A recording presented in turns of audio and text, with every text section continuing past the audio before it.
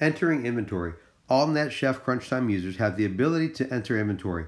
However, only executive chefs and operating partners have the ability to post. Keep in mind, inventory will be done weekly and conducted through the iPad Counter app.